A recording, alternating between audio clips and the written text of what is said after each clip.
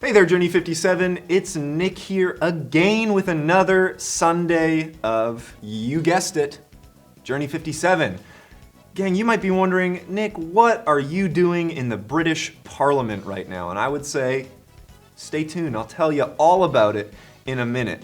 But first, I want to tell you about something called my personal email. It's nickj@peaceportalalliance.com, and you can reach me there if you want to. And I'd love to be praying for you, chatting with you, catching up with you. And you know, if you're one of those Instagram enjoyers, you can check it out right here at Journey57PPAC on Instagram. Get your parents to follow us, you follow us. Again, we can catch up and chat. We haven't been posting much there, but it's a perfect platform for catching up and seeing how you're doing. Anyway, Journey57, you would know if you're here that Scott was preaching today about wisdom in our speech and what that means. It means a lot. But we are in a sermon series called Wisdom Calling, and it's all about, again, you guessed it, wisdom, obviously. Come on, Nick. It's literally called Wisdom Calling. But the point of it is we're looking at the book of Proverbs, a real thick book in the Bible, right down the middle. Usually your best chance of when you open up a Bible, you're gonna land on Proverbs. It's right in the middle, huge book, and it has all sorts of wisdom for us to read. Every week we've been talking about how Proverbs, if likened to something, it would be a wise teacher, someone who cares about your learning process to help you live the best life you could possibly live. So we're gonna look at why is it important to have wisdom in the way we speak? Well, we're gonna get right into that right now, and I'm gonna explain why the heck I'm in the British Parliament. All right, gang, so what we were talking about today, some of the main themes we were talking about were honesty, gentle answers, learning to not gossip, and self-control. Now, although I don't always see these qualities happen in the British Parliament, I would say this, that the British Parliament has structure to it. It actually has a way of working. If you've ever watched anything happening in the British Parliament, and honestly, I hope you haven't watched anything happen in the British Parliament, it's pretty boring.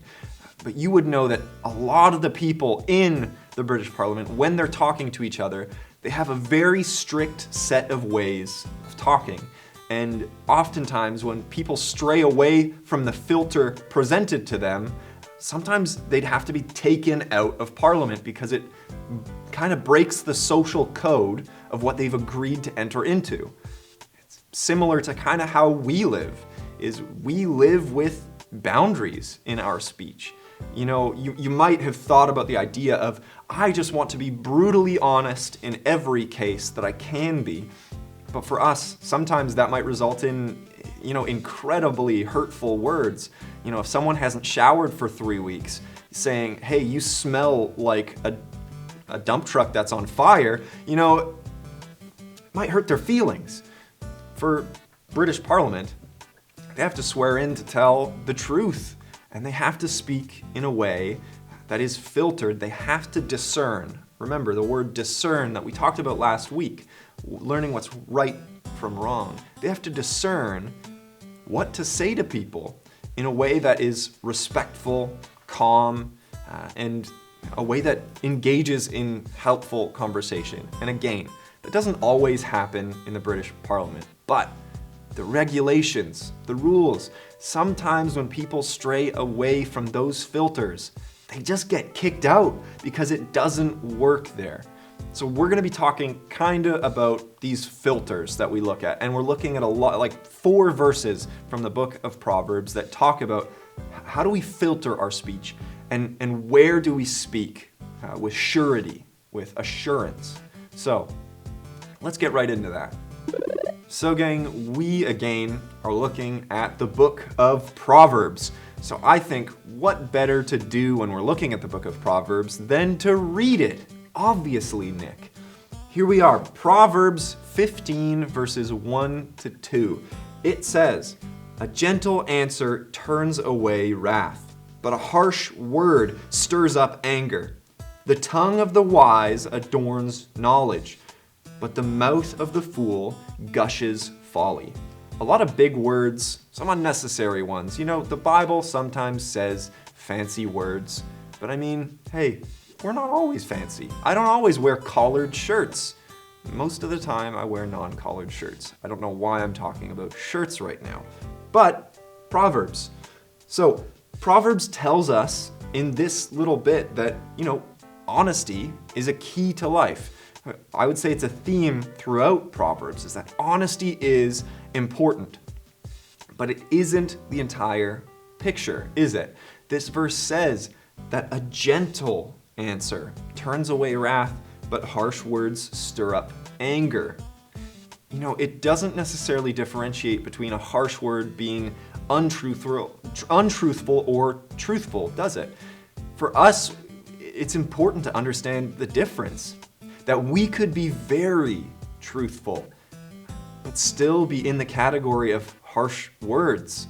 We could criticize people, and those criticisms could be totally on the point. But the way we've done it, the way we've gone about telling the truth, can be very hurtful and destructive, I would even say. But what's Proverbs saying? A gentle answer turns away wrath. The most common theme that I would argue that is found in the Bible is love. The Bible talks loads about how God is love. He exudes it. Love flows out of him freely.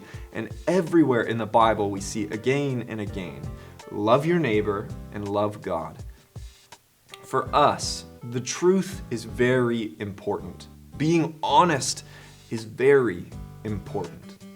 But we need to factor in love. Where does love come into us telling the truth? Maybe it would be putting on a filter in times where, it might be incredibly hurtful to tell the truth, and it doesn't mean lying to people. It doesn't mean instead of telling the truth and risking being hurtful, I'm gonna lie to people, but gentle answers, loving answers, turn away wrath. Sometimes brutal honesty isn't always the answer. Consider offering gentle answers. Like we talked about last week, this idea of discernment is huge. Understanding or looking inward, is this the right path or the wrong path for me to walk down today? Is me telling the brutal, honest truth necessary right now? Like I was saying before, this idea of filters. The book of Proverbs is aiming to help us apply some filters to our lives. So this next verse in Proverbs is Proverbs 21, verse 23. Those who guard their mouths and their tongues keep themselves from calamity. Calamity is bad, all around. When I think of calamity, I think of volcanoes erupting, and above those volcanoes, lightning in the clouds. Calamity is destructive. It's bad all around. Like I said, literally 10 seconds ago. Calamity is bad.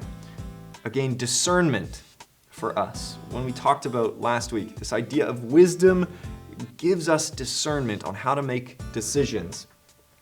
Sometimes, and we're going to look at another verse in a second, sometimes the best word to say in the moment is actually no words at all. Sometimes it might just be holding back, filtering out some hurtful words, and they might be right. Maybe someone is being a jerk. Maybe someone is acting dumb around you, but telling them that in a hurtful way or an unloving way, that might just bring about calamity, won't it? So for us, using discernment, it's important. Now, getting back to this idea of filtering or using filters, I've been using this word a lot, and whenever I think about the word filter, you wanna know what I think about? I think about coffee filters. Now, I'm sure a lot of your parents drink coffee. Maybe even some of you drink coffee. I don't know. There's all sorts of people that say it stunts your growth, it prevents you from growing. So hey, I'm not a scientist, but be careful. Coffee filters. Now, coffee filters are designed to put, coffee grounds in. Ground up coffee, it kind of looks like dirt, but it tastes better than dirt. Trust me, I've tried both. Coffee filters keep the grounds and the icky, gross gunk that is coffee grounds out of your mug, and at the end of all of it, a good cup of liquid coffee is in your mug, and there's not chunks and gross stuff in there. In the same way for us, when we apply filters to our speech, filters to, our thoughts, or filters to the things we say to other people, it might protect us from saying some pretty gross, hurtful things. Again, it's not going back to this idea of withholding the truth from people and lying to people to maybe make them feel better. That's actually not what we're called to do. What I'm saying is applying filters not to protect people from the words you might say, but to love them better. So for us, when we think about filters on our own lives, think about coffee filters. We don't want gunk and gross stuff in our coffee in the morning. No, we just want a cup of coffee. Whoever drinks coffee, I mean. So in the same way, people guard their mouths with discernment using filters to protect us from letting that gunk, letting the gross stuff that we really don't want other people to have to experience, the hurtful things. Those filters prevent that. For us, with those filters, they can get mucked up. We're not perfect people, and we don't always think perfect thoughts. We also don't always say perfect things. If you want to talk to someone that's imperfect, that says the wrong things and thinks the wrong things sometimes, you can talk to me. We're all imperfect. We all think dumb things. We all say dumb things.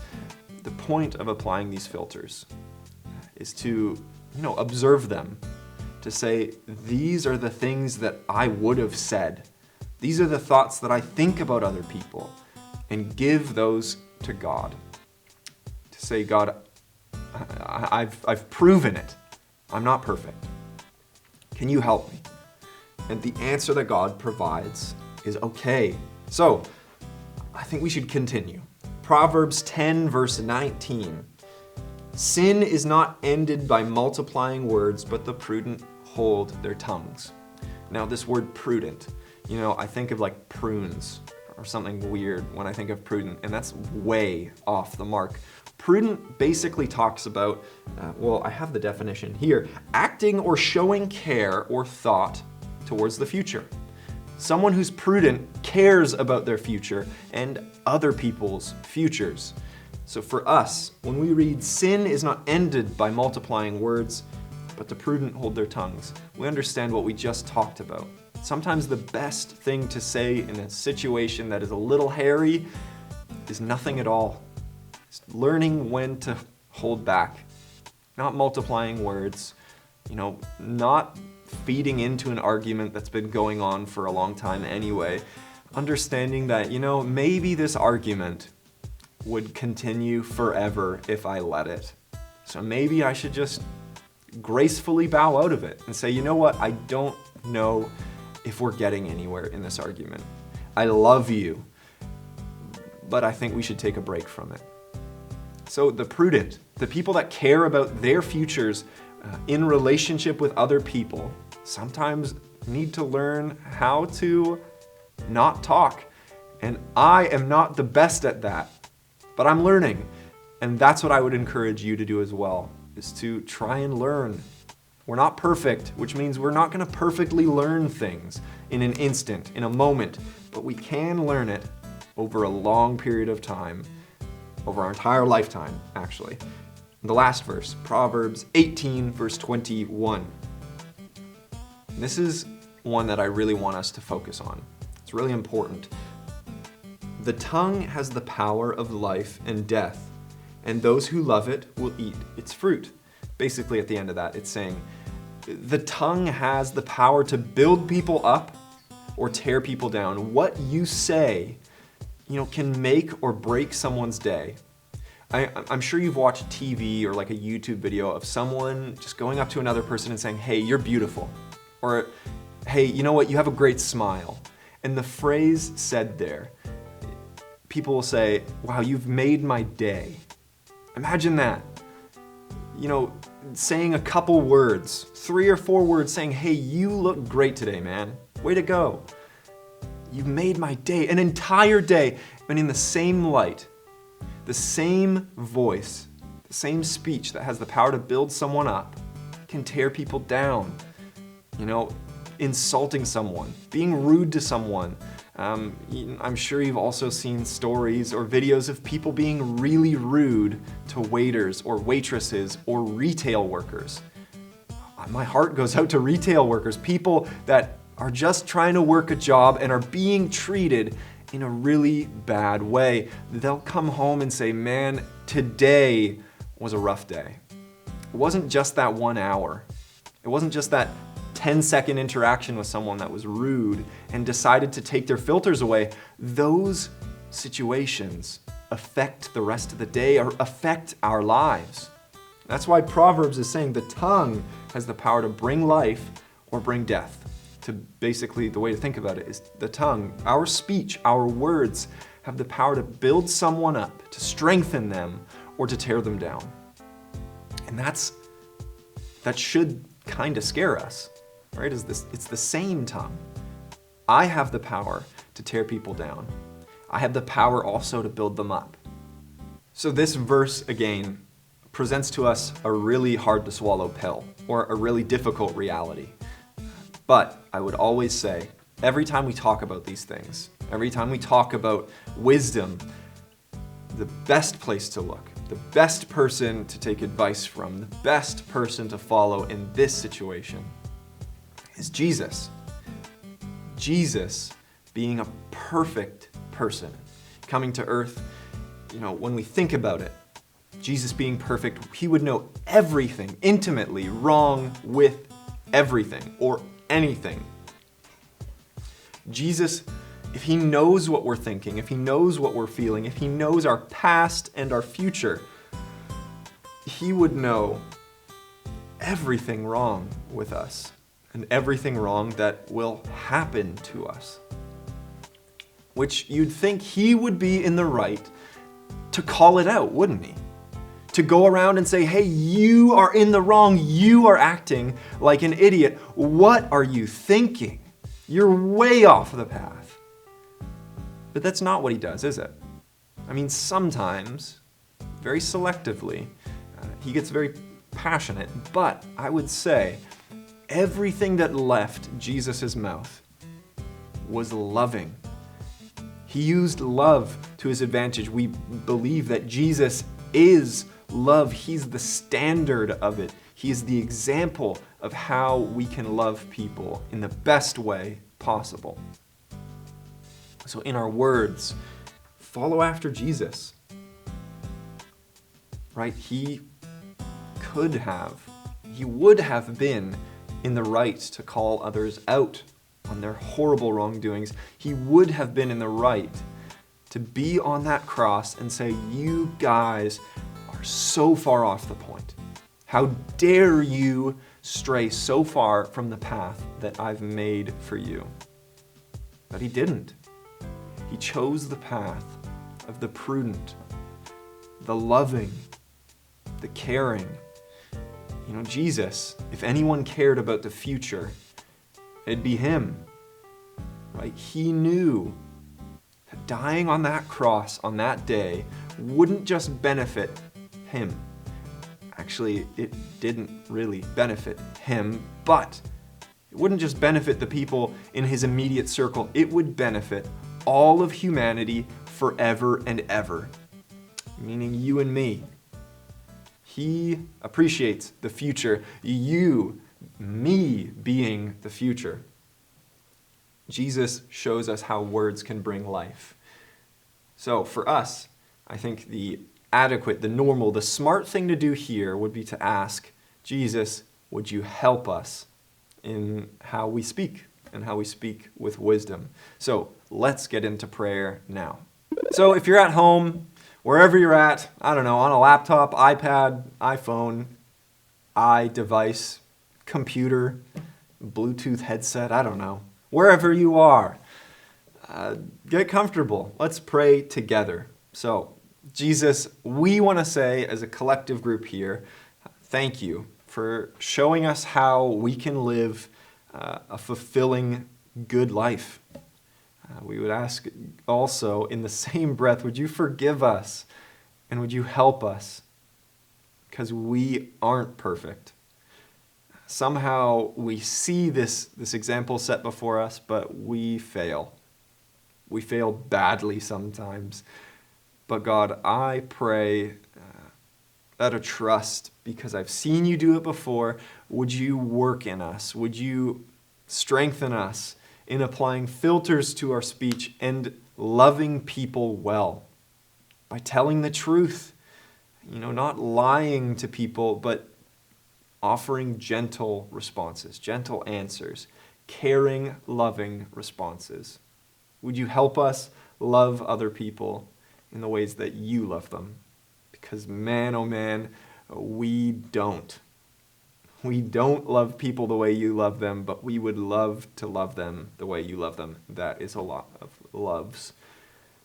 So Jesus, thank you for today, and thank you for another week of Journey 57 online. God, we pray that it doesn't have to be online for much sooner, that we can one day meet together. But God, we're thankful for what we have. We pray all these things, Jesus, in your mighty name. And everyone said at home or wherever they are, amen. So gang, I hope you have a wonderful rest of your week, and I'm excited to see you again soon. Bye everyone.